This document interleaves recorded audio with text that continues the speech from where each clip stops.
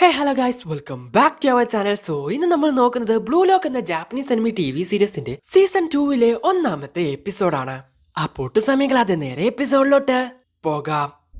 Episode തുറക്കത്തിൽ നമ്മൾ കാണുന്നത് റിന്നിന്റെ ചേട്ടനായിട്ടുള്ള Sai അവനുമായിട്ടൊരു one shot match കളിക്കുന്നതാണ്. ഇല്ല, ഞാനിത് ആഗ്രഹിക്കുന്നില്ല എന്ന് പേടിയോടെ പറയുവാണ് റിൻ. സായിയുടെ കയ്യിൽ നിന്നും റിൻ ബോൾ എടുക്കാൻ നോക്കുന്നുണ്ടെങ്കിലും അവനെ കൊണ്ട് അതിന് സാധിക്കുന്നില്ല. അവനെ മറികടന്ന് സായി ഗോൾ പോസ്റ്റിനെ ലക്ഷ്യമാക്കി ഓടുന്നു. ഇല്ല, വേണ്ട റിൻ, കഴിഞ്ഞ 4 വർഷമായിട്ട് ഞാനിവിടെ ഉണ്ടായിരുന്നില്ല. ആ സമയത്ത് നീ എന്താ ഇവിടെ ചെയ്തോണ്ടിരുന്നെ? ഇത് കേട്ട് എന്ത് പറയണോന്നറിയാതെ പേടിയോടെ അവൻ അവിടെ നിൽക്കുന്നു.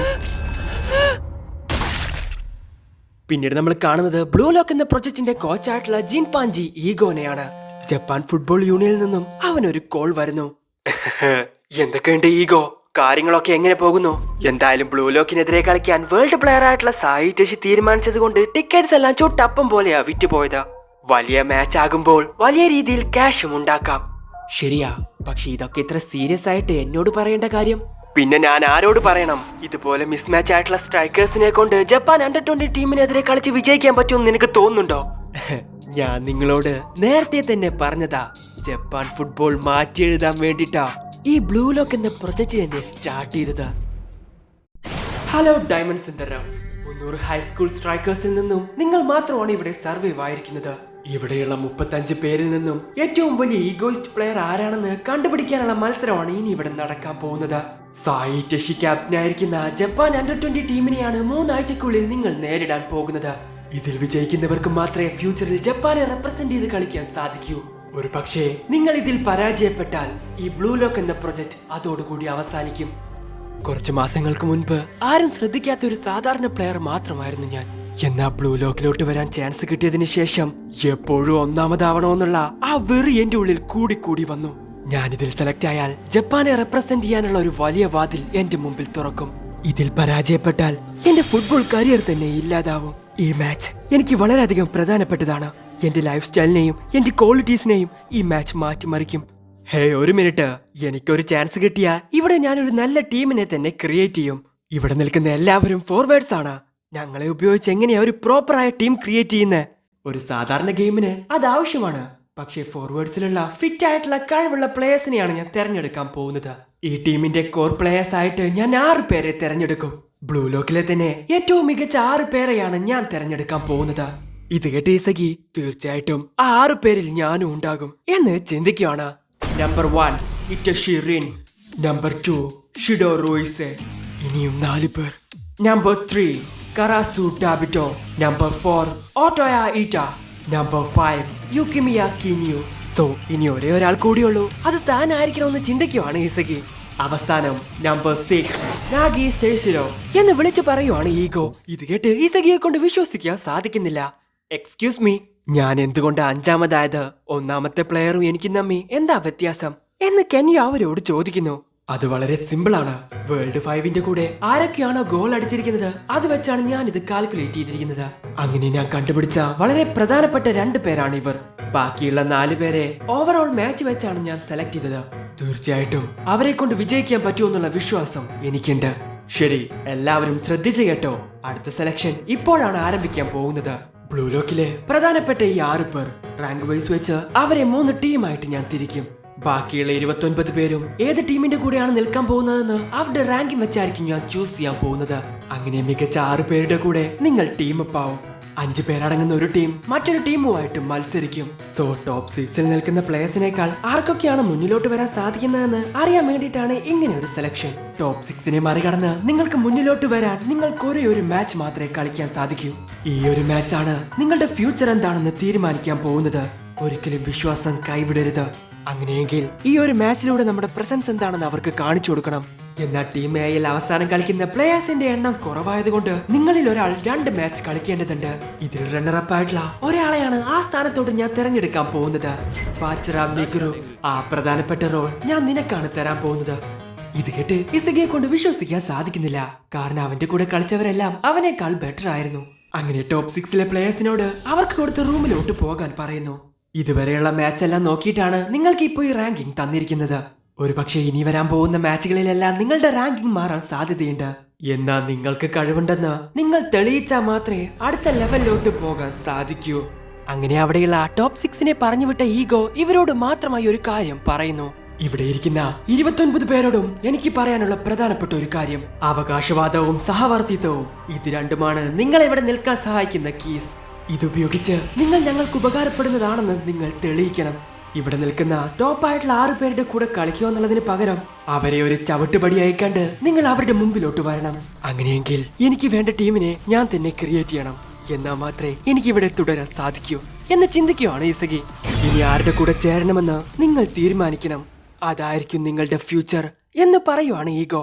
സോ 24 മണിക്കൂറിന് ശേഷം അവരുടെ മാച്ച് ആരംഭിക്കും. പിന്നീട് നമ്മൾ കാണുന്നത് ഫുഡ് കഴിച്ചുകൊണ്ടിരിക്കുന്ന ഇസഗിയെയും മറ്റുള്ളവരെയാണ്. അവർ ബ്ലൂ ലോക്കിലോട്ട് വന്ന സമയത്ത് അവരുടെ ടീമിലുണ്ടായിരുന്ന എല്ലാവരും അവിടെയുണ്ട്. കുനുഗാമി കൂടെ ഉണ്ടായിരുന്നെങ്കിൽ അത് ഒരുപാട് നന്നായേനെ. അതെ, അവൻ പുറത്തു പോവുമെന്ന് ഞാൻ ഒരിക്കലും വിചാരിച്ചില്ല എന്ന് പറയുവാണ് ബാച്ചിറ. ഷിഡോ ആണ് അവനെ പുറത്താക്കിയത്. അതിനിപ്പോ എന്താ, അതാണ് ബ്ലൂ ലോക്ക്. അണ്ടർ 20 ടീമിന്റെ കൂടെ നമ്മൾ തോറ്റുപോയാ ഇത്രയും കാലം നമ്മളിവിടെ ഉണ്ടായിരുന്നതിന് ഒരർത്ഥവും ഉണ്ടാവില്ല. മറ്റുള്ളവരെ പറ്റി ചിന്തിക്കാൻ നമുക്ക് സമയവുമില്ല. വിജയമാണ് നമുക്ക് ഇമ്പോർട്ടന്റ്. അത് ശരിയാ, ഇനി ആരുടെയൊക്കെ കൂടെ ചേരണമെന്ന് തീരുമാനിക്കേണ്ട സമയമാണ്. ഇതിനു മുൻപ് ഞാൻ ഷിഡോയുടെ കൂടെ ടീം അപ്പ് ചെയ്തിട്ടുണ്ട്. അതുകൊണ്ട് ഞാൻ ടീം എ ചൂസ് ചെയ്യുന്നു എന്ന് ഇഗ്രാഷി പറയുന്നു. ഞാൻ ടീം എയോ ബിയോ ചൂസ് ചെയ്യുന്നതാണ് നല്ലതെന്നാ എനിക്ക് തോന്നുന്നേ എന്ന് ഗാഗന്മാറും പറയുന്നു. എനിക്ക് 2 മാച്ച് കളിക്കേണ്ടത് കൊണ്ട് ഏത് ടീമിലാണ് ഞാൻ ജോയിൻ ചെയ്യാൻ പോകുന്നതെന്ന് ലാഡർ ലോട്ടറി വെച്ച് ഞാൻ കണ്ടുപിടിക്കും. എന്നാൽ ടീം സിയിലെ മികച്ച പ്ലെയർ ആയിരുന്ന ബാച്ചറയെ കണ്ട് റേച്ചിക്ക് ഒരുപാടധികം അസൂയ തോന്നുന്നു. അങ്ങനെ ചീഗിരിയോട് ചോദിക്കുന്ന സമയത്ത് അവൻ ഒന്നും തന്നെ തീരുമാനിച്ചിട്ടില്ലെന്ന് പറയുന്നു. അങ്ങനെ ഇസഗിയോട് ചോദിക്കുന്ന സമയത്ത് അവൻ ഇനി എന്തു പറയണോന്നറിയാതെ മിണ്ടാതെ നിൽക്കുവാണ്. പറയ സഖി, എ ആണോ സി ആണോ? ഐ മീൻ നാഗിയുടെ കൂടെയാണോ റിന്നിന്റെ കൂടെയാണോ? നിനക്കിതെങ്ങനെ അറിയാം എന്ന് ഇസഗി അവനോട് ചോദിക്കുന്നു. ടീംമേറ്റുമായിട്ട് ഒരു കെമിക്കൽ റിയാക്ഷൻ ഉണ്ടാക്കണമെങ്കിൽ നാഗിയുടെ ടീമായിട്ടുള്ള ടീം സി ആയിരിക്കും നീ ചൂസ് ചെയ്യുന്നത്.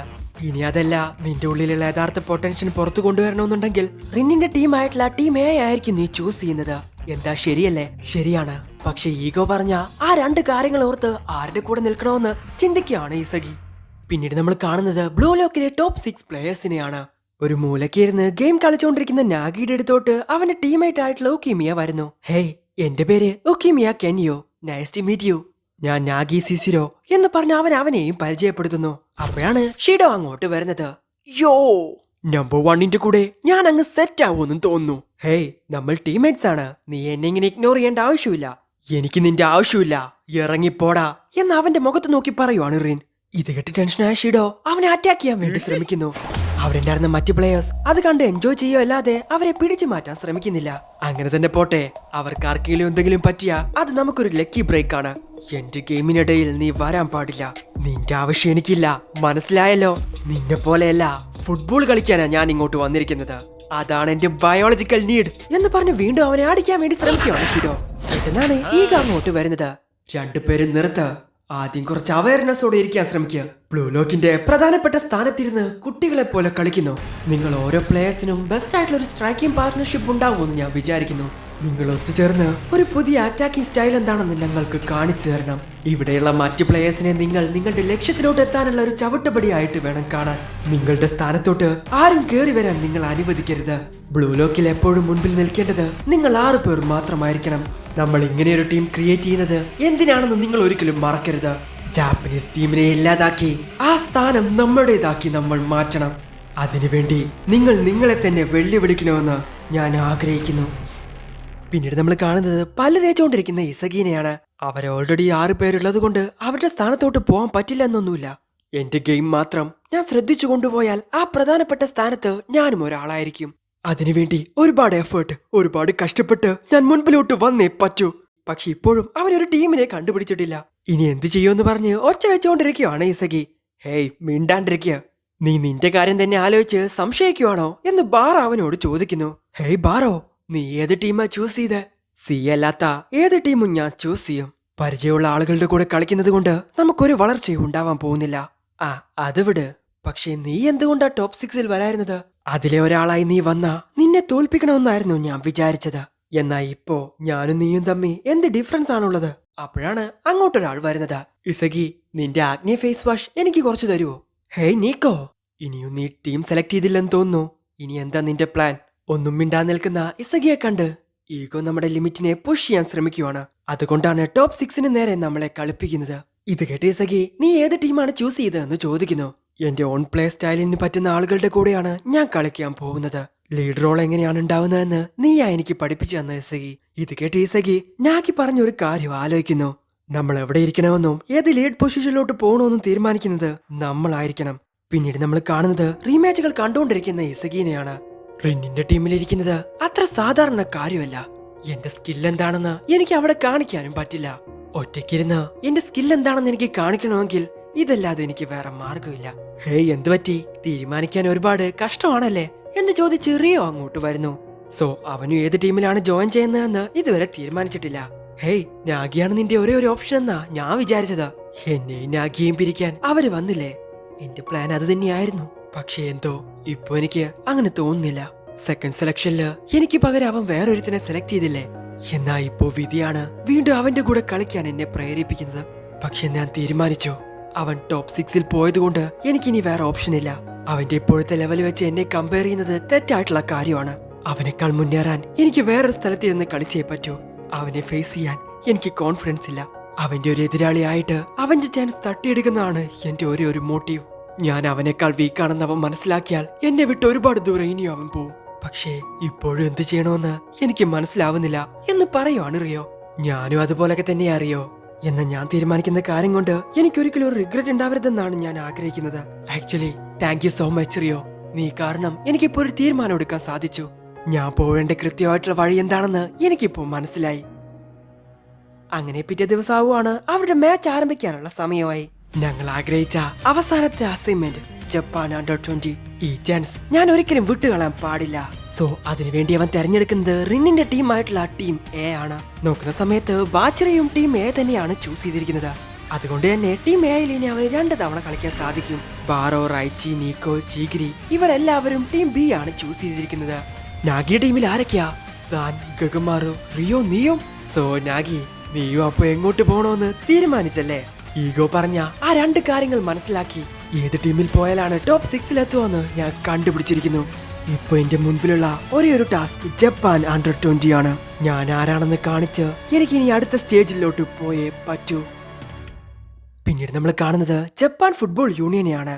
ജപ്പാൻ ടീമിനെ ഇല്ലാതാക്കി ആ സ്ഥാനം ഏറ്റെടുക്കാൻ ആഗ്രഹിക്കുന്ന ബ്ലൂ ലോക്കിനെ ഇല്ലാതാക്കണമെന്നാണ് അവർ ആഗ്രഹിക്കുന്നത്. കാരണം എവിടുന്നോ കയറി വന്നവർ ജപ്പാൻ ടീം ടേക്ക് ഓവർ ചെയ്യുന്നത് അവരെ കൊണ്ട് ഉൾക്കൊള്ളാൻ സാധിക്കുന്നില്ല.